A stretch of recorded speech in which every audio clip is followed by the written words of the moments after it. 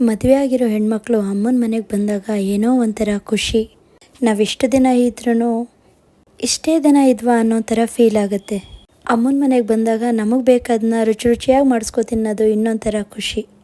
ನಮ್ಮ ಮಮ್ಮಿ ಇವತ್ತು ನನಗೋಸ್ಕರ ಬೇಳೆ ಹಾಕಿದ ಕೈಮಾ ಮಟನ್ ಸಾಂಬಾರು ಮಾಡ್ತಿದ್ದಾರೆ. ಸೊ ಆ ವಿಡಿಯೋ ನಿಮಗೂ ಯೂಸ್ ಆಗ್ಬೋದು ಅಂತ ಹೇಳಿ ನಾನು ತೋರಿಸ್ತಿದ್ದೀನಿ. ಮೊದಲಿಗೆ ಒಂದು ಕುಕ್ಕರ್ನ ಇಟ್ಕೊಂಡು ಅದಕ್ಕೆ ಸ್ವಲ್ಪ ಎಣ್ಣೆನ ಹಾಕಿ ಒಗ್ಗರಣೆಗೆ ಅರ್ಧ ಈರುಳ್ಳಿನ ಹಾಕ್ಕೊಂಡು ಮಟನ್ನ ತೊಳೆದೇ ಹಾಕ್ಕೊಳ್ತಿದ್ದಾರೆ. ಇವಾಗ ಇದಕ್ಕೆ ರುಚಿಗೆ ತಕ್ಕಷ್ಟು ಉಪ್ಪು ಮತ್ತು ಅರಿಶಿನ ಪುಡಿನೂ ಸಹ ಸೇರಿಸ್ಕೊಂಡು ಸ್ವಲ್ಪ ಕುಲ್ಕಿ ಚೆನ್ನಾಗಿ ಎಲ್ಲವನ್ನು ಮಿಕ್ಸ್ ಮಾಡ್ಕೊಳ್ತಿದ್ದಾರೆ. ಮತ್ತೊಂದು ಕಡೆ ಇನ್ನೊಂದು ಕುಕ್ಕರ್ನ ಇಟ್ಟು ಅದಕ್ಕೆ ಸ್ವಲ್ಪ ಎಣ್ಣೆನ ಹಾಕ್ತಿದ್ದಾರೆ. ಕುಕ್ಕರ್ ಬಿಸಿ ಆಗೋಷ್ಟರಲ್ಲಿ ಮಸಾಲೆನ ರೆಡಿ ಮಾಡ್ಕೊತಿದ್ದಾರೆ. ಒಂದು ಮಿಕ್ಸಿ ಜಾರಿಗೆ 4 ಟೇಬಲ್ ಸ್ಪೂನಷ್ಟು ಧನಿಯಾ ಪೌಡರ್ ಮತ್ತು ಶುಂಠಿ, ಕೊತ್ತಂಬರಿ ಸೊಪ್ಪು, ಸ್ವಲ್ಪ ಪುದೀನ ಸೊಪ್ಪು, 2 ಈರುಳ್ಳಿ ಹಾಗೂ ಇಲ್ಲಿ ಅವರು ಮೀಡಿಯಮ್ ಸೈಜ್ ಈರುಳ್ಳಿನ ತಗೊಂಡಿದ್ದಾರೆ. ಮತ್ತು ಇದಕ್ಕೆ ಸ್ವಲ್ಪ ಬೆಳ್ಳುಳ್ಳಿನ ಹಾಕೋತಿದ್ದಾರೆ. ಅಂದರೆ 1 ಗೆಡ್ಡೆ ಬೆಳ್ಳುಳ್ಳಿನ ಹಾಕ್ಕೊಳ್ತಿದ್ದಾರೆ. ಒಂದು 10 ರಿಂದ 15 ಕಾಳಷ್ಟು ಮೆಣಸನ್ನು ಹಾಕ್ಕೊಳ್ತಿದ್ದಾರೆ. ಅದ್ರ ಜೊತೆಯಲ್ಲಿ ಚಕ್ಕೆ ಮತ್ತು ಲವಂಗ, ನಿಮಗೆ ಸ್ಪೈಸಸ್ ಎಷ್ಟು ಬೇಕೋ ನೋಡಿ ಆ್ಯಡ್ ಮಾಡಿಕೊಂಡ್ರೂ ಸಹ ಆಗುತ್ತೆ, ಸ್ವಲ್ಪ ಮಸಾಲೆ ಇಷ್ಟಪಡದೇ ಇರೋರು. ಮತ್ತು ಇದಕ್ಕೆ 2 ಟೊಮೆಟೊ ಹಣ್ಣು, ಮೀಡಿಯಮ್ ಸೈಜ್ ಟೊಮೆಟೊ ಹಣ್ಣನ್ನು ಹಾಕ್ಕೊಂಡಿದ್ದಾರೆ. ಇವಾಗ ಇದನ್ನೆಲ್ಲ ರುಬ್ಬಿ ಸಾಂಬಾರಿಗೆ ಮಸಾಲೆನ ರೆಡಿ ಮಾಡಿಕೊಂಡ್ರು. ಅಷ್ಟರಲ್ಲಿ ಮಟನ್ದು ನೀರು ಸುಂಡಿದೆ. ಸೊ ಇವಾಗ ಅದಕ್ಕೆ ಖಾರನ ಹಾಕ್ಕೊಂಡು ಚೆನ್ನಾಗಿ ಮಿಕ್ಸ್ ಮಾಡ್ಕೊಳ್ತಿದ್ದಾರೆ. ಈ ಖಾರನ ಬೇಳೆ ಸಾಂಬಾರು ಮಾಡೋದಕ್ಕೆ ಸ್ವಲ್ಪ ಎತ್ತಿಟ್ಕೊಂಡಿದ್ದಾರೆ, ಬೇಳೆ ಬೇಯಿಸ್ಕೊಳ್ಳೋದಕ್ಕೆ. ಇವಾಗ ಏನು ಕುಕ್ಕರ್ ಬಿಸಿ ಆಗಿತ್ತು ಅದಕ್ಕೆ ಈರುಳ್ಳಿನ ಹಾಕಿ ಇದಕ್ಕೆ ಮಡಗಿರುವಂತಹ ಅವರೆಕಾಳು ಬೇಳೆನ ಸೇರಿಸ್ಕೊಳ್ತಿದ್ದಾರೆ. ಬೇಳೆನ ಸ್ವಲ್ಪ ಫ್ರೈ ಮಾಡ್ಕೊಂಡಿದ್ದ ನಂತರ ಏನು ಖಾರ ಇಟ್ಕೊಂಡಿದ್ದಾರೆ ಅಂತ ಹೇಳಿದೆ, ಆ ಖಾರಕ್ಕೆ ಸ್ವಲ್ಪ ನೀರನ್ನು ಹಾಕಿ ಮತ್ತು ಜಾರನ್ನ ತೊಳೆದು ಸಹ ನೀರನ್ನ ಹಾಕ್ಕೊಳ್ತಿದ್ದಾರೆ. ಈಗ ಕುಕ್ಕರ್ ಕ್ಯಾಪ್ನ ಕ್ಲೋಸ್ ಮಾಡಿ ಅದನ್ನು 1 ವಿಸಿಲ್ ರೆಡಿ ಮಾಡ್ಕೊಳ್ತಾರೆ. ಮತ್ತು ಇನ್ನೊಂದು ಜಾರಲ್ಲಿ ಕೈಮಾಗೆ ಬೇಕಾದಂಥ ಮಸಾಲೆನ ರೆಡಿ ಮಾಡ್ಕೊಳ್ತಿದ್ದಾರೆ. ಕೊತ್ತಂಬರಿ ಸೊಪ್ಪು, ಪುದೀನ ಸೊಪ್ಪು, ಬೆಳ್ಳುಳ್ಳಿನ ಹಾಕ್ಕೊಂಡು ಇದಕ್ಕೆ 1 ಗೆಡ್ಡೆ ಬೆಳ್ಳುಳ್ಳಿನ ಸೇರಿಸ್ಕೊಳ್ತಿದ್ದಾರೆ. ಮತ್ತು ಸ್ವಲ್ಪ ಮೆಣಸು ಖಾರಕ್ಕೆ. ಕೈಮಾಗೆ ಸಪ್ರೇಟ್ ಮಸಾಲೆ ಹಾಕೋಬೇಕಾಗಿರೋದ್ರಿಂದ ಎಲ್ಲ ಮತ್ತೆ ಮಸಾಲೆನ ಹಾಕ್ಕೊಳ್ತಿದ್ದಾರೆ. ಇಲ್ಲಿ ಶುಂಠಿನ ಆ್ಯಡ್ ಮಾಡಿಕೊಂಡು ಸ್ವಲ್ಪ ಲೈಟಾಗಿ ಚಕ್ಕೆ ಲವಂಗ ಸ್ಮಾಲ್ ಸೈಜ್ ಪೀಸಸ್ನ ಹಾಕ್ಕೊಳ್ತಾ ಇದ್ದಾರೆ. ರುಚಿಗೆ ತಕ್ಕಷ್ಟು ಕೈಮಾಗೆ ಎಷ್ಟು ರುಚಿ ಬೇಕೋ ಅದನ್ನು ಸಹ ನಾವು ಮಿಕ್ಸಿ ಜಾರಿಗೆ ಹಾಕ್ಕೊಳ್ಬೇಕಾಗತ್ತೆ. ಮತ್ತು 1 ಕಪ್ನಷ್ಟು ತೆಂಗಿನಕಾಯಿ ತುರಿನ ಹಾಕ್ಕೊಳ್ತಿದ್ದಾರೆ ಸ್ಮಾಲ್ ಕಪ್ಪಲ್ಲಿ. ಮತ್ತು ಸಾಂಬಾರಿಗೆ ಏನು ಮಸಾಲೆನ ರುಬ್ಕೊಂಡಿದ್ರು ಅದರಲ್ಲಿ 1 ಟೇಬಲ್ ಸ್ಪೂನಷ್ಟು ಮಸಾಲೆನೂ ಹಾಕ್ಕೊಳ್ತಿದ್ದಾರೆ. ಮತ್ತು ಮಿಕ್ಸಿ ಜಾರಿಗೆ 4 ಟೇಬಲ್ ಸ್ಪೂನಷ್ಟು ಹುರ್ಗಡ್ಲೆನ ಹಾಕ್ಕೊಂಡು ಪೌಡ್ರ್ ಮಾಡಿಕೊಂಡು ಏನು ರುಬ್ಬಿರೋ ಮಸಾಲೆ ಇತ್ತು ಅದಕ್ಕೆ ಆ್ಯಡ್ ಮಾಡಿಕೊಂಡ್ರು.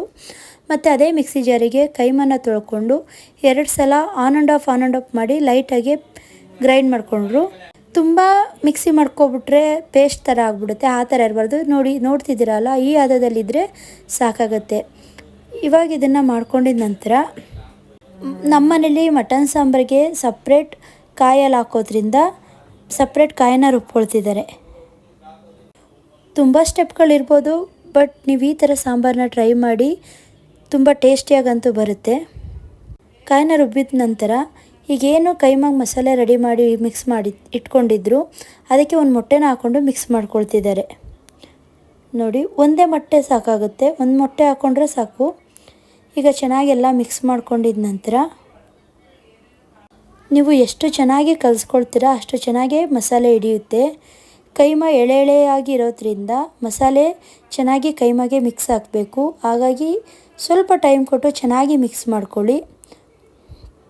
ಮತ್ತು ಅದನ್ನು ಈ ರೀತಿ ತೋರಿಸ್ತಿರೋ ರೀತಿ ಸಣ್ಣ ಸಣ್ಣ ಉಂಡೆಗಳಾಗಿ ಮಾಡ್ಕೊಳ್ಳಿ. ಉಂಡೆ ಕಟ್ಕೋಬೇಕಾದ್ರೆ ಕೈಮಾ ಯಾವುದೇ ರೀತಿ ಒಡೆದೋಗ್ಬಾರ್ದು. ನೋಡಿ, ಈ ಥರ ನೈಸಾಗಿ ಕಟ್ಕೋಬೇಕು. ಅಷ್ಟರಲ್ಲಿ ಮಟನ್ನು 3 ವಿಸಿಲ್ ಕೂಗಿತ್ತು. ಸೊ ಮಟನ್ನ ತೆಗೆದಿಟ್ಕೊಂಡು ಮಟನ್ ಬೆಂದಿದೆಯಾ ಅಂತ ಹೇಳಿ ಚೆಕ್ ಮಾಡ್ಕೊಳ್ತಿದ್ದಾರೆ. ಇವಾಗ ಮಟನ್ ಬೆಂದಿದೆ. ಮತ್ತು ಈ ಕಡೆ ಇನ್ನೂ ಉಳಿದಿದ್ದಂಥ ಕೈಮಾಗಳನ್ನೆಲ್ಲ ಕಟ್ಕೊಂಡು ಒಂದು ತಟ್ಟೆಯಲ್ಲಿ ಇಟ್ಕೊಳ್ತಿದ್ದಾರೆ. ನೋಡಿ, ಈ ರೀತಿ ಸಾಂಬಾರು ಟ್ರೈ ಮಾಡಿದರೆ ನಿಮ್ಗೆ ನಿಜ ಇಷ್ಟ ಆಗುತ್ತೆ. ನಿಮ್ಗೆ ಈ ವಿಡಿಯೋ ಇಷ್ಟ ಆಗ್ತಿದ್ರೆ ಕಮೆಂಟ್ ಮಾಡೋದನ್ನ ಮರಿಬೇಡಿ. ಮತ್ತು ಈಗ ಏನು ಬೇಳೆ ಕುಕ್ಕರ್ನಲ್ಲಿ ಹಾಕಿದ್ರು ಅದು ಚೆನ್ನಾಗಿ ಬೆಂದಿದೆ. ಇವಾಗ ಮತ್ತೊಂದು ಪಾತ್ರೆಯಲ್ಲಿ ಮಟನ್ ಬೆಂದಿರೋದು ಮತ್ತು ರೆಡಿ ಮಾಡ್ಕೊಂಡಂತಹ ಇತ್ತಗ್ ಬೇಳೆನೂ ಸಹ ಮಿಕ್ಸ್ ಮಾಡಿ ಸಪ್ರೇಟ್ ರುಬ್ಬಿಟ್ಕೊಂಡಿರುವಂತಹ ಕಾಯಿ ಪೇಸ್ಟನ್ನು ಸಹ ಆ್ಯಡ್ ಮಾಡ್ಕೊಳ್ತಿದ್ದಾರೆ. ಇದನ್ನು ಒಂದು 10 ನಿಮಿಷ ಚೆನ್ನಾಗಿ ಕುದಿಸ್ಕೋಬೇಕಾಗತ್ತೆ. ನೋಡಿ ಈ ರೀತಿ ಮಿಕ್ಸ್ ಮಾಡ್ಕೊಂಡಿದ ನಂತರ ನಾವು ಏನು ಸಣ್ಣ ಸಣ್ಣ ಉಂಡೆಯಾಗಿ ಮಾಡ್ಕೊಂಡಿದ್ದಂಥ ಕೈಮಾ ಇತ್ತು ಅದನ್ನು ಮತ್ತೆ ಈ ರೀತಿ ನಮ್ಮ ಮಮ್ಮಿ ಕೈಯಲ್ಲಿ ಮಾಡ್ತಿದ್ದೆ ನೋಡಿ, ಆ ಥರ ಮಾಡಿಕೊಂಡು ಸಾಂಬಾರು ಸ್ಟವ್ನ ಕಮ್ಮಿ ಮಾಡಿ ನಿಧಾನ ಉರಿಯಲ್ಲಿ ಕೈಮಾನ ಹಾಕ್ತಾ ಬರಬೇಕಾಗತ್ತೆ. ಸಾಂಬಾರು ಚೆನ್ನಾಗಿ ಕುದೀತಿತ್ತು, ಇಲ್ಲಿ ಅದಕ್ಕೆ ಈ ರೀತಿ ಕುದೀತಿದೆ ಸ್ಟವ್ ಕಮ್ಮಿ ಮಾಡಿದ್ರು. ಇದನ್ನು ಮತ್ತೆ ಒಂದು 10ರಿಂದ 12 ನಿಮಿಷ ಕಮ್ಮಿ ಉರಿಯಲ್ಲಿ ನಿಧಾನಕ್ಕೆ ಬೇಯಿಸ್ಕೋಬೇಕು. ನಾವು ಸೌಟಾಕಿ ತಿರುಗಿಸೋಕೆ ಹೋದರೆ ಕೈಮಾ ಒಡೆದೋಗ್ಬಿಡುತ್ತೆ. ಸೊ ಕಮ್ಮಿ ಉರಿಲಿ ಬೇಯ್ತಿದ್ದಾಗ ಕೈಮಾಗಳು ಅದಾಗದೇ ಸಾಂಬಾರು ಮೇಲೆ ತೇಲೋದು ಶುರು ಆಗುತ್ತೆ. ನೋಡಿ ಈ ರೀತಿ ಕೈಮಾಗಳೆಲ್ಲ ಮೇಲೆ ಬರುತ್ತೆ. ಒಂದು ಹೊಡೆದಿಲ್ಲ, ತುಂಬ ಚೆನ್ನಾಗಿ ಮಾಡಿದ್ದಾರೆ. ಮತ್ತೊಂದು ಕಡೆ ಮುದ್ದೆನೂ ಮಾಡ್ತಿದ್ರು. ಮಟನ್ ಸಾಂಬಾರು ಇದ್ಮೇಲೆ ಮುದ್ದೆ ಇರಬೇಕಲ್ವಾ, ತುಂಬ ಮೃದುವಾಗಿ ಸಾಫ್ಟಾಗಿ ಯಾವುದೇ ರೀತಿ ಬೆಣ್ಣೆ ಏನೂ ಹಾಕದೆ ತುಂಬ ಸರಳವಾಗಿ ಹಳ್ಳಿಗಳಲ್ಲಿ ಮಾಡೋ ರೀತಿ ಸ್ಟೈಲಲ್ಲೇ ನಮ್ಮ ಮನೇಲಿ ಮುದ್ದೆ ಮಾಡೋದು. ಸೊ ನೋಡಿ ಯಾವುದೇ ಬೆಣ್ಣೆ ತುಪ್ಪ ಏನೂ ಹಾಕಲ್ಲ. ಮುದ್ದೆನೂ ರೆಡಿ ಆಯಿತು, ಈ ಕಡೆ ಮಟನೂ ಬೇಯಿತು. ಗೊತ್ತಲ್ಲ ಅಮ್ಮ ಏನೇ ಮಾಡಿದ್ರು ಮಕ್ಕಳಿಗೆ ಮೊದಲು ಕೊಡೋದಲ್ವಾ. ಸೊ ಕೈಮಾ ತಿನ್ನು ಅಂತೇಳಿ ನನಗೆ ಒಂದು ಬಟ್ಲಿಗೆ ಹಾಕಿ ಕೊಡ್ತಿದ್ದಾರೆ. ಕೈಮಾ ಮಾತ್ರ ಸಕ್ಕತ್ತಾಗಿತ್ತು. ನಿಮ್ಗೆ ಯಾರಿಗಾದ್ರೂ ಈ ರೆಸಿಪಿ ಯೂಸ್ ಆಗಿದ್ದರೆ ಕಮೆಂಟ್ ಮಾಡಿ. ಮತ್ತಷ್ಟು ವಿಡಿಯೋಗಳಿಗಾಗಿ ನನ್ನ ಚಾನಲ್ನ ಸಬ್ಸ್ಕ್ರೈಬ್ ಮಾಡಿ. ನೋಡಿ ಎಷ್ಟು ಸಾಫ್ಟಾಗಿ ಒಳಗಡೆ ಎಲ್ಲ ಎಷ್ಟು ಚೆನ್ನಾಗಿ ಕೈಮಾ ಬೆಂದಿದೆ. ಇವಾಗ ಬಿಸಿ ಬಿಸಿ ಮುದ್ದೆನ ಕಟ್ಟಿ ಬಿಸಿ ಬಿಸಿ ಮಟನ್ ಸಾಂಬಾರು ಸಾಫ್ಟಾಗಿರೋ ಕೈಮಾ ತಿಂತಾಯಿದ್ರೆ ಹಬ್ಬ ಸಕ್ಕತ್ತಾಗಿತ್ತು. ನಿಮ್ಮನೇಲೂ ರೆಸಿಪಿ ಟ್ರೈ ಮಾಡಿದ್ಮೇಲೆ ಕಮೆಂಟ್ ಮಾಡಿ ಟೇಸ್ಟ್ ಹೇಗೆ ಬಂತು ಅಂತ ಹೇಳಿ ತಿಳಿಸಿ. ಇಷ್ಟ ಆದರೆ ಲೈಕ್ ಮಾಡಿ, ಶೇರ್ ಮಾಡಿ, ಸಬ್ಸ್ಕ್ರೈಬ್ ಮಾಡಿ. ಮತ್ತಷ್ಟು ವಿಡಿಯೋಗಳನ್ನ ಮಾಡೋದಕ್ಕೆ ನಮಗೂ ಮೋಟಿವೇಶನ್ ಸಿಕ್ಕಿದಾಗ ಆಗುತ್ತೆ. ನನಗಂತೂ ನಾನು ಎಷ್ಟೇ ಅಡುಗೆ ಮಾಡಿದ್ರು ನಮ್ಮ ಮಮ್ಮಿ ಮಾಡಿಕೊಡೋ ಅಡುಗೆನೇ ತುಂಬ ರುಚಿ ಅನಿಸುತ್ತೆ.